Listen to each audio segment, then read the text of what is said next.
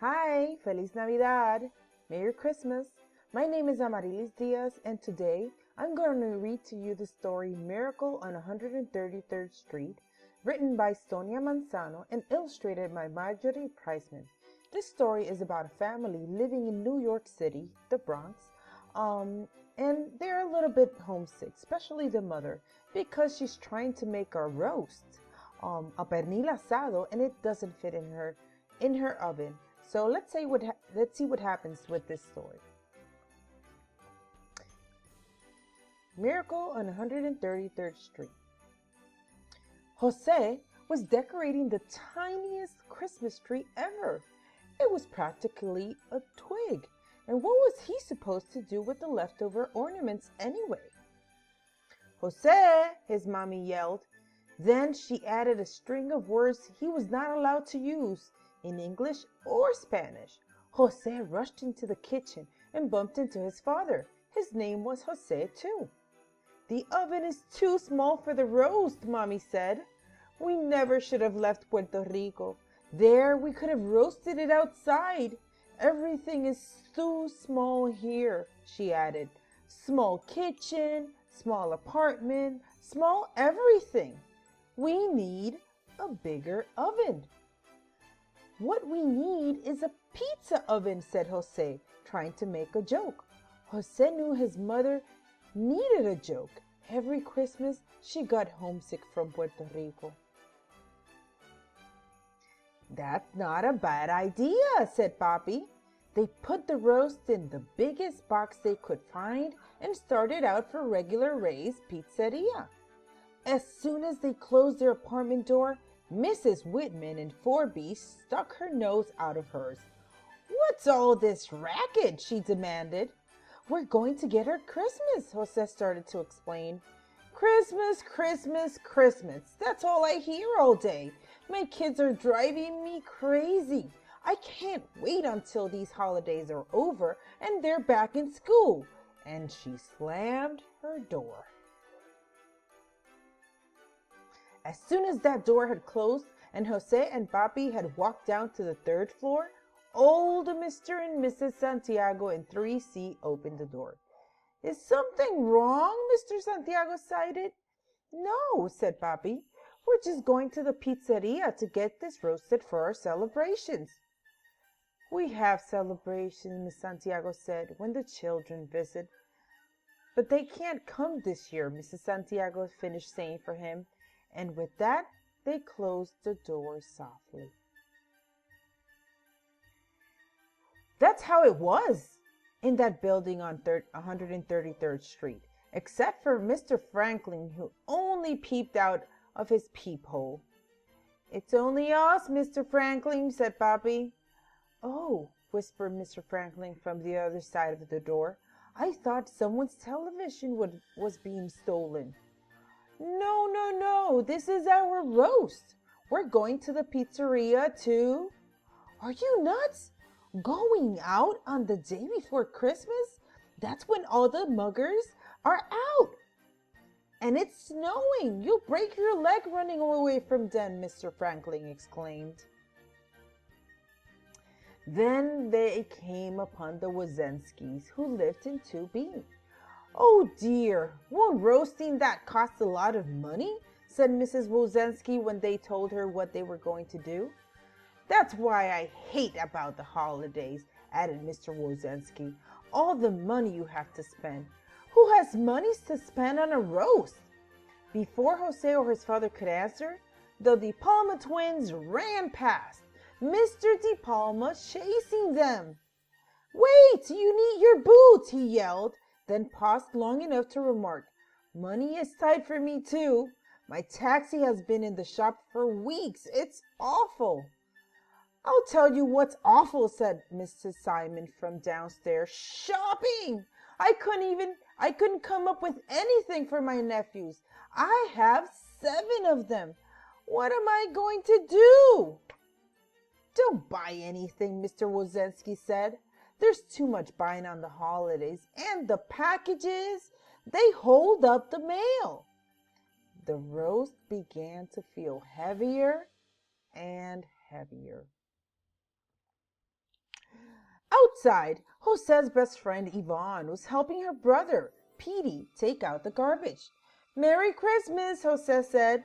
"It snowed just like you hoped." But before Yvonne could say hello back, Petey barked. "Hurry up!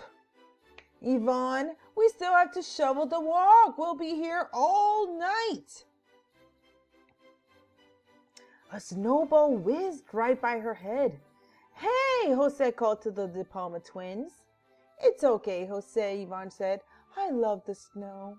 And off Jose and Papi went past the Happy Full Tummy Food store, where Mr. Happy was making sure the price tags on his Christmas tree hadn't blown off, and over the Bronx River to Regular Ray's Pizzeria. A bell chimed as they walked into the pizzeria, which it was empty except for Mr. Ray. "Nobody eats here on Christmas Eve. They just take their pies and go home," he said. While Papi talked to Mr. Ray about using his oven, Jose went to look at the Christmas tree in the corner. "You'll do it," Papi called out to Jose. "It should be ready in 3 hours."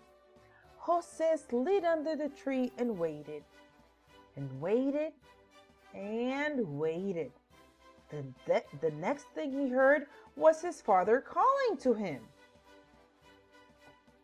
"Jose, wake up! The roast is done!" And that's when it hit him. A scent, a most glorious scent. A scent so garlicky and olive oily and delicious it made you want to eat, even if you weren't hungry.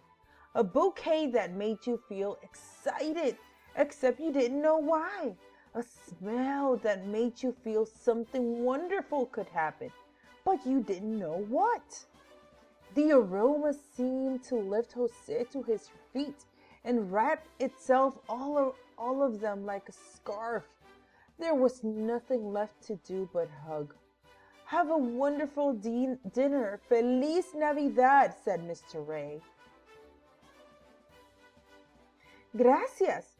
But why don't you join us?" asked Papi suddenly. "We always celebrate Christmas on Christmas Eve." "Oh, but I have to mop the floor and polish the..." Then he took a deep breath. "What am I saying? There are no customers, and it is Christmas Eve." He put on his coat and grabbed the package from the freezer. "Some of my cannolis for your wife," he said, as the door chimed closed behind them. The snow had stopped. The sky was blue-black and the stars looked close enough to pluck right out and put into your pocket if you wanted to, but Jose decided to leave them just where they were. His father and Mr. Ray waltzed on with the roast as Jose floated on ahead until they found themselves in front of the Happy Full Tummy vegetable and fruit stand. A customer was arguing with Mr. Happy. "This tree costs too much money," she barked. "It does not," snapped Mr. Happy. "Well then, never mind," said the customer, and she began to stump away. Then she sniffed the air, paused, and turned back. "Well, it is a beautiful tree and just the right size," she said. And then the aroma formed a halo around Mr. Happy's head, and he said, "Oh, just take it, no charge. It's Christmas Eve." Jose and his father looked at each other, then continued on their way, weaving and wafting until they got to their building. "Look at this! Oh!" Yvonne took a sniff and dropped her shovel and followed them inside. "Wait for me," her brother said. Everybody is enchanted with the smell of the roast. Yummy. The hall filled with the smell of roast. Everyone opened their door at the same time. "Is that a roast I smell?" said someone. "See," said Papi. "Why don't you all come up and help us eat it?" They knew the aroma had reached the third floor because the Wozenskis and Mr. Franklin were standing in the hallway, talking. Mr. Franklin, we haven't seen you in years, Mr. Wozensky was saying. I was just thinking I'd run to the bodega to buy some Christmas cookies before they close. And a cake would be nice, added Miss Wozensky. A great, big, fancy one. It's Christmas Eve. Why don't I go with you, said Mr. Franklin. I feel like making a snow angel. That's the magic of the roast, of the lechon. Yummy. Jose, Papi, and Mr. Ray got the roast up to their floor. Mommy was already in the doorway, looking dreamy. Oh, it smells like home, she said. And before they could even get the roast into the apartment, Mr. Whitman, her children, and Mr. and Mrs. Santiago were upon them. Please, come celebrate Christmas with us, said Mommy. We have a beautiful Christmas tree and a huge roast. There goes everybody, yummy. Lechon like in Puerto Rico. Let's see what happens. Celebrate Christmas on Christmas Eve as well as Christmas Day?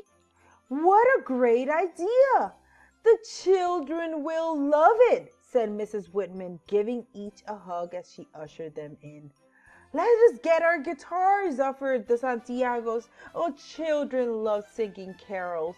Yvonne and Petey came bounding up the stairs with a few extra chairs.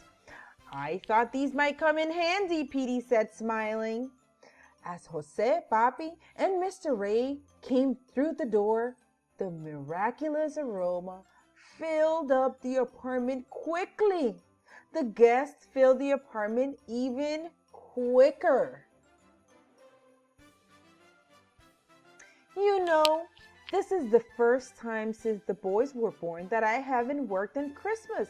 This Christmas, I can spend time with them, said Mr. De Palma. Spend time with them?